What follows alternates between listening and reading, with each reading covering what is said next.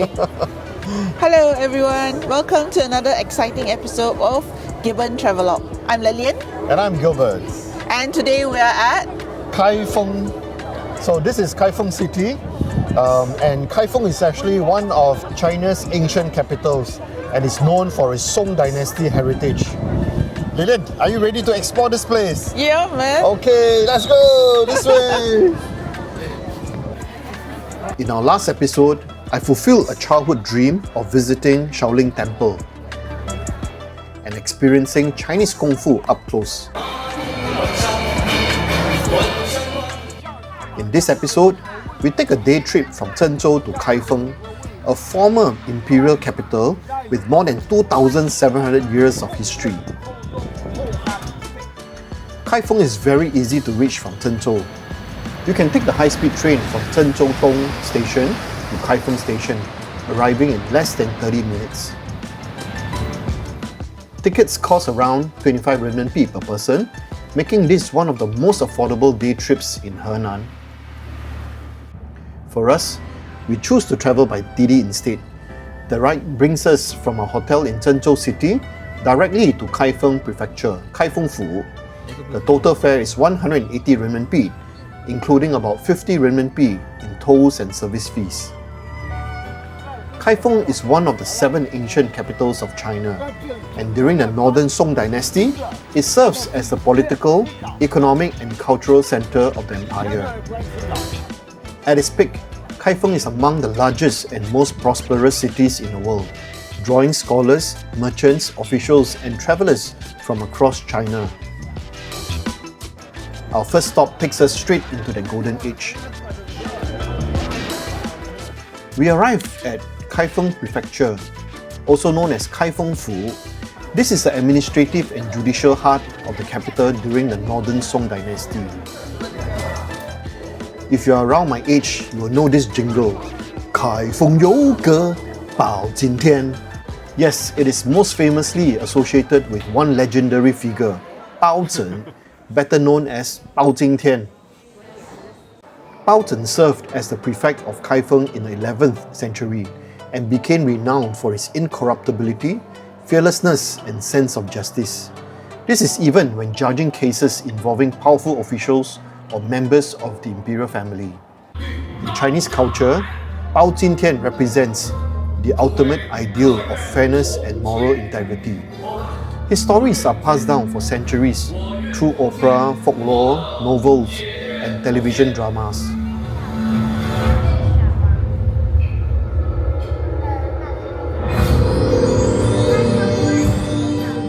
We hire a guide here, which we highly recommend. The guide fee is 80 RMB for both of us, and it adds tremendous depth to the visit. Once we enter Kaifeng Fu, there's a Northern Song era stone tablet listing the names of successive Kaifeng Fu officials, called Kaifeng Fu Qingming Garden. As we examine the stele closer, there is a deep dent due to generations of visitors repeatedly touching one particular name out of admiration. That name is, of course, Bao Zheng. Next is the Ceremonial Gate or Yimen. This is where officials assemble and rituals begin. Here is also where the grievance drum, Ning Gu, is placed. During the Song Dynasty, commoners were allowed to beat this drum to report serious injustices, corruption, or wrongful convictions.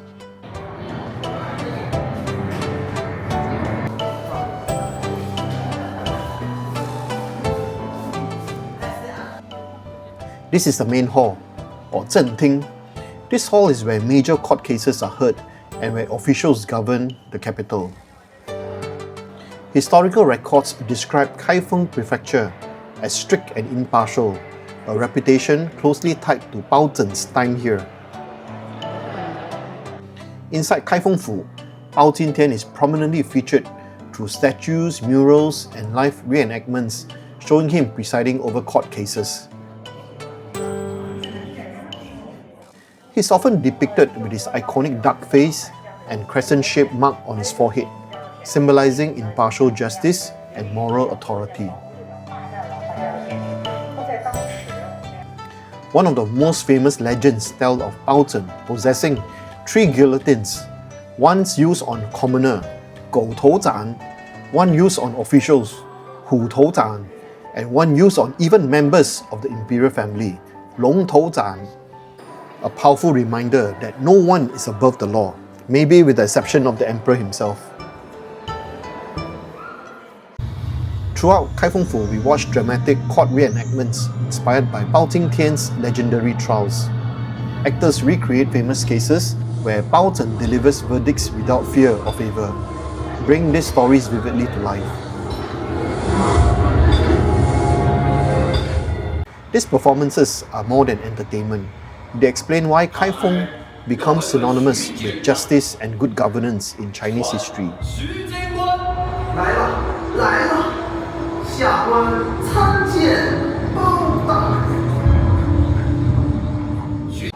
In the Song Dynasty, success in the Imperial examination is a scholar's greatest dream. This is the qualifying examination building, where candidates stay and prepare for the exams that decide their fate.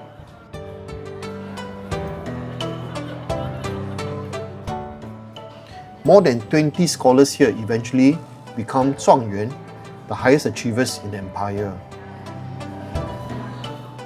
One man, Song Xiang, achieves the remarkable, winning first place 3 times. Even the stone steps and carvings carry silent blessings, urging every scholar forward toward honour and office.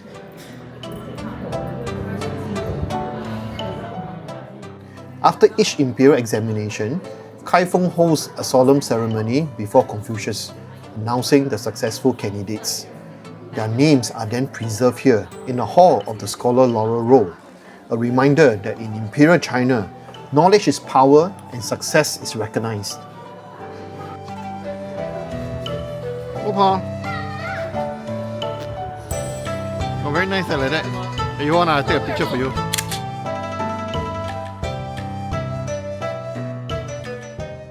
Beyond Bao Zheng, Kaifeng Fu is also connected to real historical figures such as Zhao Yuanxi, the Prince of Zhao Zheng. Zhao Yuanxi is the second son of Emperor Taizong of the Song Dynasty and serves as the governor of Kaifeng starting in 896 AD. This courtyard is originally his private residence.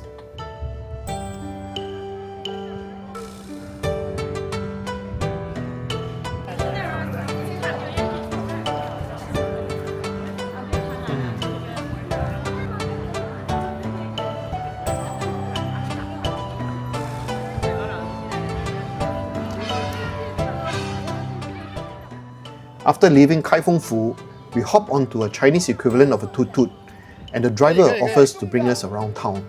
It is a fun local way to explore Kaifeng's streets and experience everyday life here.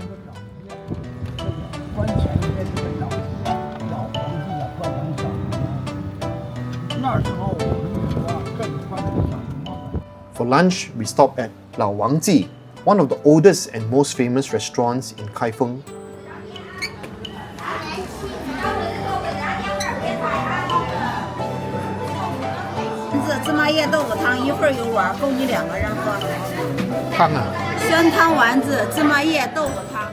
They are best known for their soup dumplings, guan tang bao, a local specialty.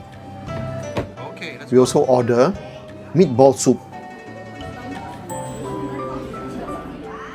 crispy chicken, stir-fried 凉粉, 炒凉粉. Simple, comforting dishes packed with local flavour.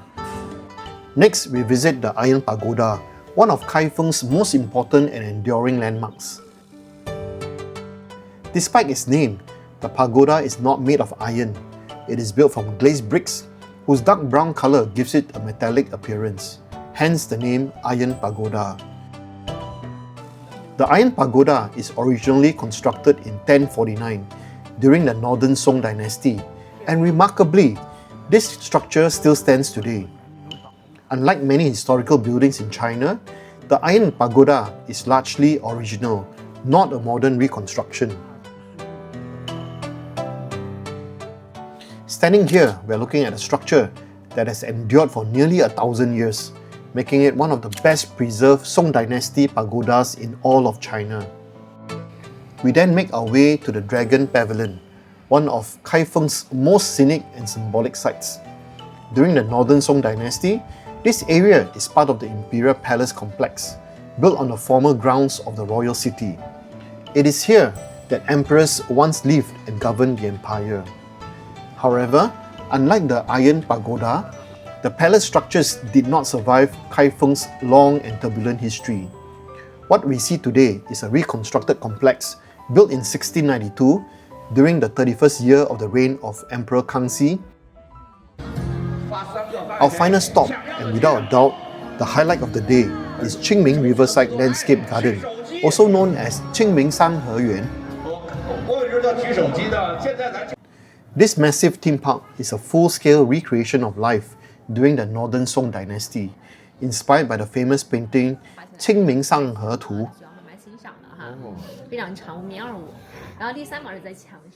As soon as we step inside, it feels like we have walked straight into the painting.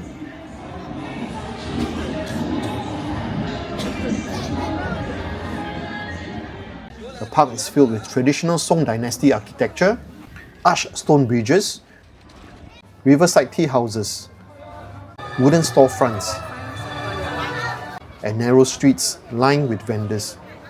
Performers dressed in period costumes roam the streets, instantly transforming the park into a living, historical city. All around us, scenes of daily life from 1,000 years ago unfold. We see street performers, musicians, craftsmen, and merchants selling snacks and handmade goods. Small interactive shows and traditional games pop up everywhere, keeping the atmosphere lively and engaging. One of the biggest highlights here is the large-scale live performances. We watched an epic show dedicated to Yue Fei, one of China's most revered generals. The performance features real horses, elaborate costumes, and powerful storytelling that bring his loyalty and bravery to life.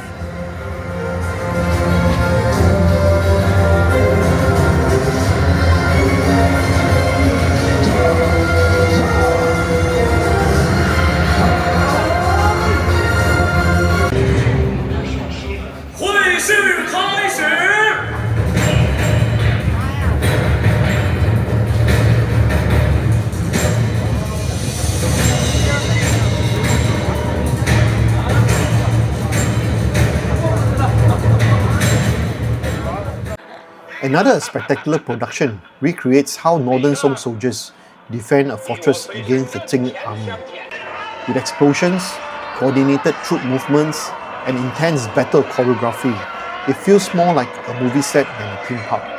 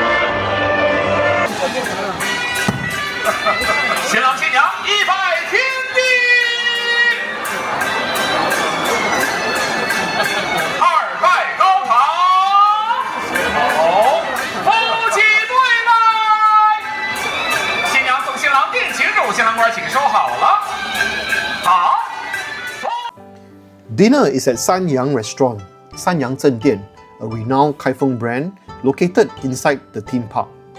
We try classic local dishes like Kaifeng Xiaolongbao, braised lion's head meatball, Hong Sao Sizitou, and pan-fried tofu, Guo Tie Tofu.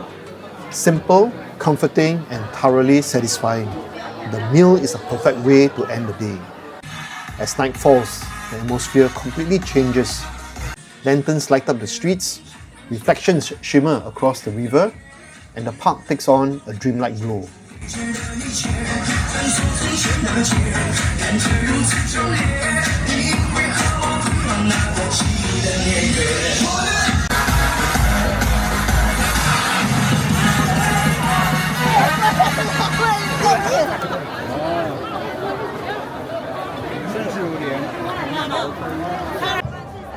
I say when come to the lightings, they really spare no expenses. Wow. 950125668895. Are you cold? Yes. Yeah, very cold. 这潮州归堂的欢庆时刻。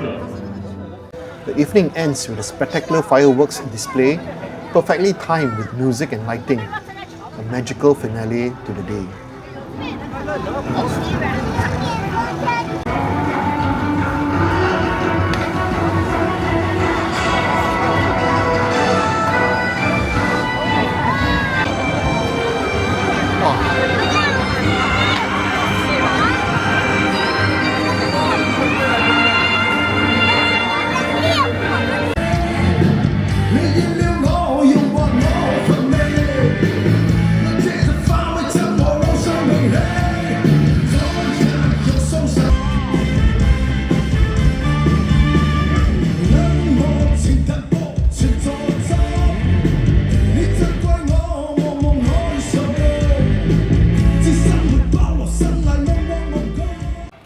After an unforgettable journey through the Song Dynasty, we leave Qingming Riverside Landscape Garden and head back to Zhengzhou.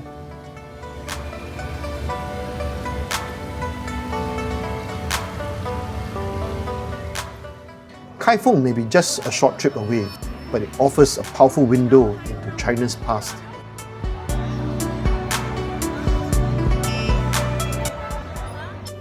Okay, that's it, folks. If you enjoyed this video, don't forget to give us a like, leave a comment for us, and subscribe to Gibbon Travelogue. Until our next video, we'll see you again. Bye bye. 再见. Our flight is coming soon. We are going back. Bye bye.